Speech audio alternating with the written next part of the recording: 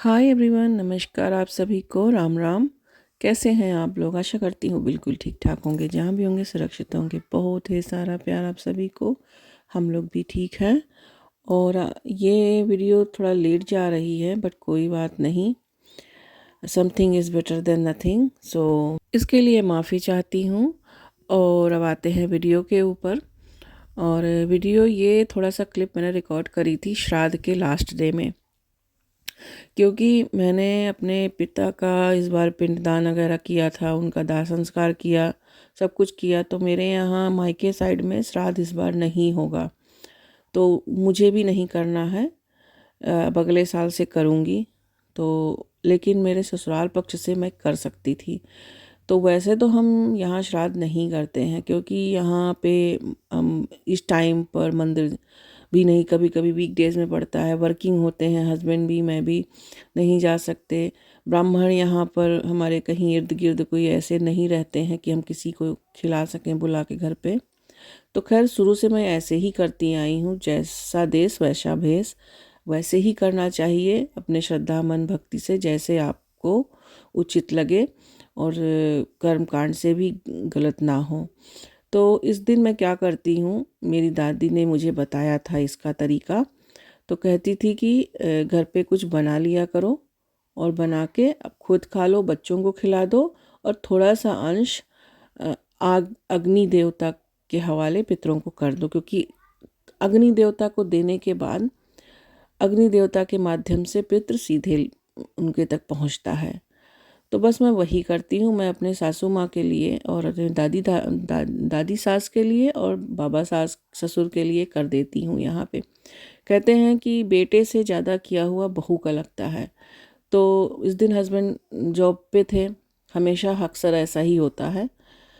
तो मैं क्या करी कि मैंने खुद कर दिया, थोड़ा सा खीर बना के यहाँ भोग लगा दिया, अग्नि के द्वारा दे दिया सासू माँ का नाम लेके, और राम कृष्ण और शिवान से भी दिला दिया। ये उनके वंशज हैं, उनके नाते पोते हैं, तो उनके हाथों से दिला दिया। तो ये मैंने थोड़ा सा वही क्लिप रिकॉर्ड किया था, और खीर और यही आलू की जो भंडारे वाली सब्ज़ी होती है और पूड़ी, मैंने ये बनाया था उस दिन और भोग लगाया था। थोड़ा ही बना था क्योंकि नेक्स्ट डे फिर नवरात्रि शुरू हो गई थी। तो यही थी हमारी श्राद्ध वाली थाली, और बस पितरों को देकर सबको अर्पण करके, और हमने भी भोजन किया उनके नाम से, उनका आशीर्वाद लिया, उनको विदा किया। तो अब नेक्स्ट ईयर से मुझे जो है फिर इंडिया भी आना पड़ेगा इसी टाइम में, श्राद्ध पितृपक्ष के टाइम में, ऐसा मैंने सोचा है। और कुछ बड़ा करना है मुझे वहाँ जाके, तो जैसा होगा भी आगे शेयर ही करूँगी आपके साथ आने वाले टाइम में। भगवान सब अच्छे से रखें, और मैं ये चीज़ें, बहुत बड़ी जिम्मेदारी है जो मुझे करनी है। खैर अब आते हैं नवरात्रि के दिन। तो नवरात्रि के दिन मुझे सुबह जॉब पे जाना था। मैं ये 4 बजे सुबह की क्लिप आपके साथ शेयर कर रही हूँ। उठने के बाद सीधे मैंने कलश स्थापना किया, माता रानी को बुलाया, स्वागत किया उनका, और उनकी पूजा पाठ यहाँ पर कलश कर स्थापना करके पूजा करके, आप लोग भी दर्शन कर लीजिए पहले दिन नवरात्रि के।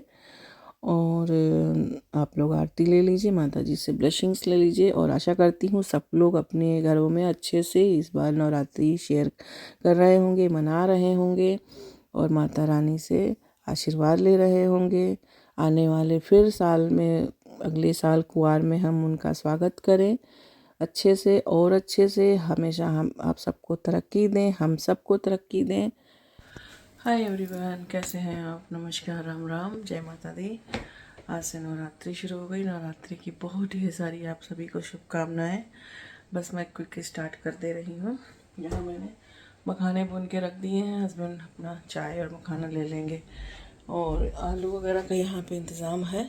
मैं आके जब ब्रेक मेरा होगा, 45 मिनट का ब्रेक होता है, उसी समय मैं आऊँगी, बस फट से उनका फलहार बना दूँगी और चली जाऊँगी ब्रेक पे अपने। और यहाँ पे बच्चों का ये सब टिफ़िन मैंने लगा दिया है, बना दिया है। फूड बनाना ये प्रियंका है, अपना बैग में ही ऐसे रखती है।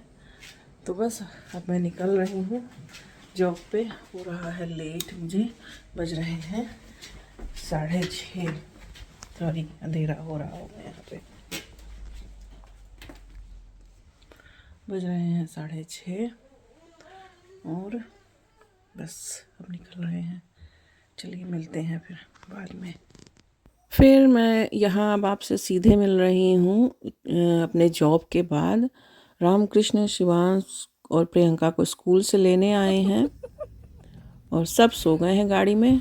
हम बैठे हैं, प्रियंका का वेट कर रहे हैं यहाँ पे। हेलो। तो प्रियंका के यहाँ स्कूल के बाहर पार्किंग में खड़े हैं और प्रियंका का आज जो है नेटबॉल टूर्नामेंट है, तो अभी वो फिनिश नहीं हुई है वहाँ पे, तो बस इंतज़ार कर रहे हैं।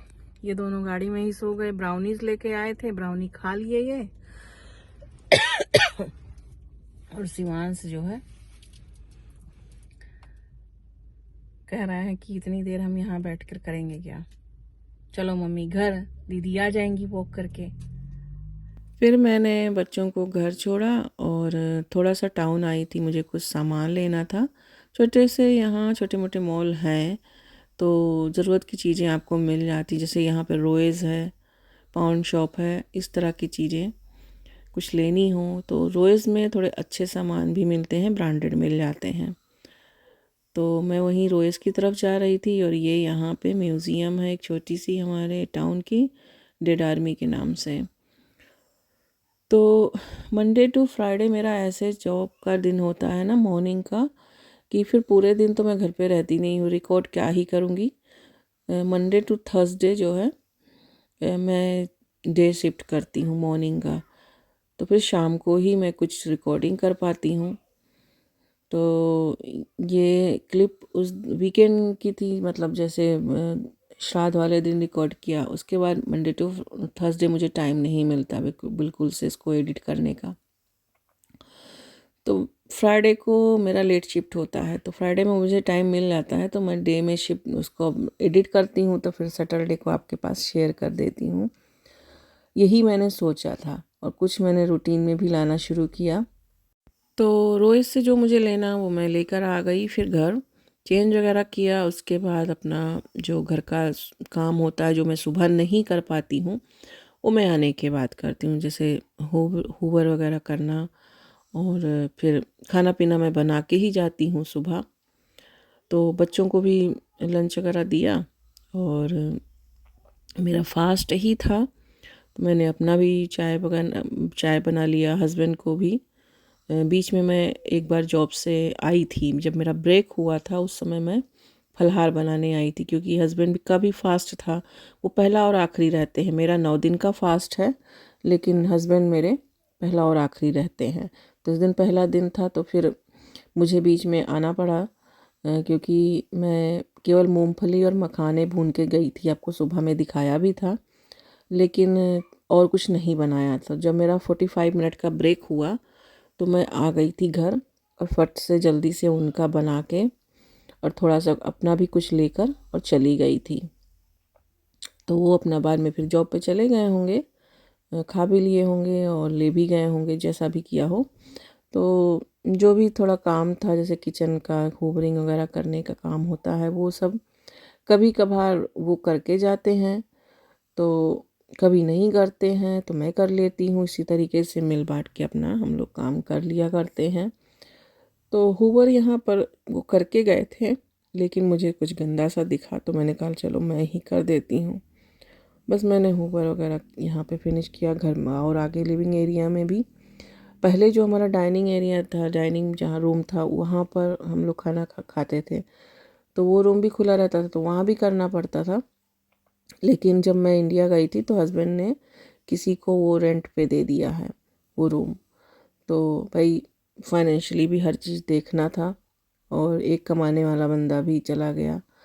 मैं थोड़ा ही कमाती हूँ, इतना नहीं कमाती, इतना मेरा कोई सैलरी भी नहीं है बहुत ज़्यादा, लेकिन जो भी है वो ठीक है, बैलेंस रहता है हर चीज़। मैं पिछले 4 महीने से मेरी कोई सैलरी नहीं आई तो फिर सब देखना पड़ता। तो अब मैं यहाँ थोड़ा किचन में अपना आई हूँ और चाय बनाने के साथ साथ, तो ये मेरे पापा का कुछ म्यूज़िक रिकॉर्डिंग था जो यूएसबी पोर्ट होता है ना, उसी पोर्ट में पापा ने रिकॉर्ड करके रखा था, तो मुझे उनके सामान में मिला था।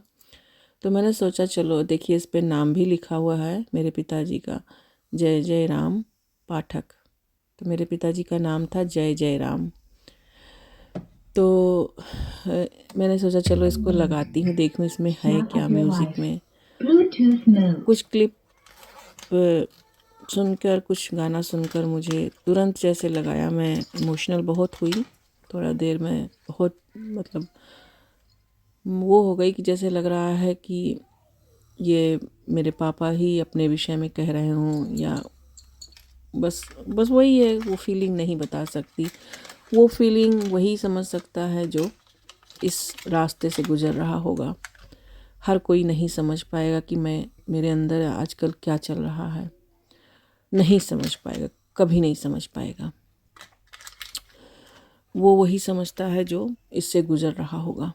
खैर, तो 2-3 यहाँ मुझे मिले, और हर किसी में मिक्स गाने, कुछ दादी के याद के गाने जो दादी मेरी गाया करती थी, वो सब इसमें मुझे मिले। और उसके बाद फिर कुछ क्लिप मैंने यहाँ पे आपके साथ भी शेयर करी है। कॉपीराइट आ जाता है।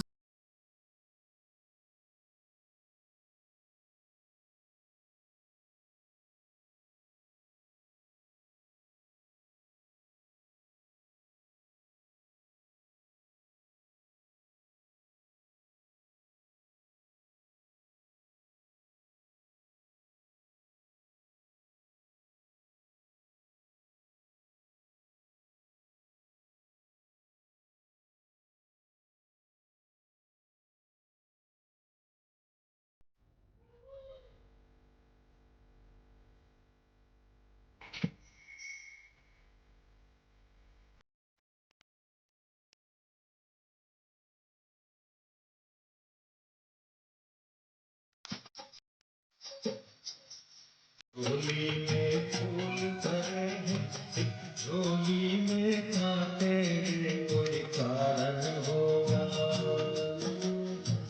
झोली में फूल भरे हैं, एक झोली में कांटे, कोई कारण होगा।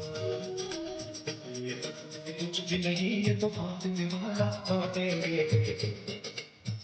तो यहाँ पे कुछ क्लिप मैंने कट कर दिया है, और इसमें एक मेरे भजन है और निर्गुण भजन, ये सब तरह के भजन इन्होंने इसमें सेव किए हुए थे मेरे पापा ने, जो मुझे मिले। तो मैंने उसको अब यहाँ पर मैं अपना वही लगा दे रही हूँ, और ऐसा लग रहा है इसको सबको लगाने के बाद कि हर दिन मुझे मेरे पापा ही सुना रहे हैं ये सब गाना।